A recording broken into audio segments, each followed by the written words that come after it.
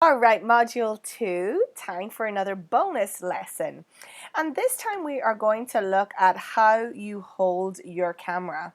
So believe it or not, it makes a big difference to how you take your photos depending on how you hold your digital SLR. Now if you've never used a digital SLR before, you'll know that it feels a little bit more cumbersome in your hand, and it's definitely a bulkier and bigger camera than most people have been used to, especially if you're making that transition from your phone to a digital SLR. So what I want you to do is to pick up your camera. Now it's very important that your right hand goes around the grip, the body of the camera here. So you can see Sam is excellently holding my camera here, or one of his, it's actually his little camera. So the right hand goes around the grip, and so your finger should sit comfortably over that shutter button. And what we've learned about the shutter button, how there's like a half depress and a full depress to take the shot. You know, your finger can kind of hover around there without actually sitting on it and pressing it down too much, but it should kind of be there ready to act all the time. Now if you could see on the back of the camera, there's a bit of a groove out of the back of the camera, and that's for your designed for your thumb to sit nicely in there as well. So your hand, you should be able to hold that camera in that one right hand very comfortably.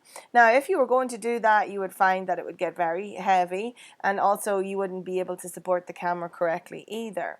So what we're going to do is we are going to support the other part of the camera with the bottom of the left hand.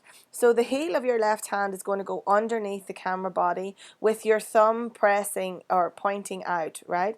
So the thumb is going to be, your left thumb is going to be kind of pointed out of the left side of the frame, of the lens. And then your thumb and your forefinger are what's going to actually turn the zoom dial and get you closer or further away to your subject.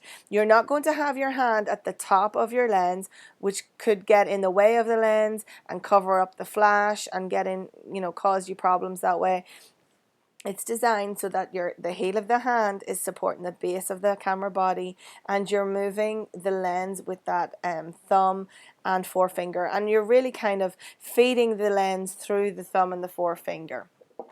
Excuse me. So you can see it here a little bit easier with this picture down here. We can see where especially with a longer lens, you really want to be able to support that camera.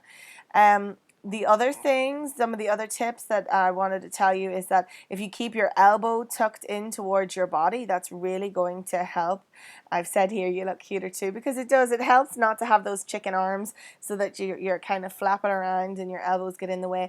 Keep your elbows in nice and tight to your body, and that will help when you're taking your picture. And many people say that even if you were to breathe in or breathe out right before you take the shot, that's really going to help to not have blur or camera shake as well. It's just going to really help with that little bit extra stillness. So hold your camera the right way, and anybody that looks at you from now on will think that you are a professional and you've absolutely had a camera shy class.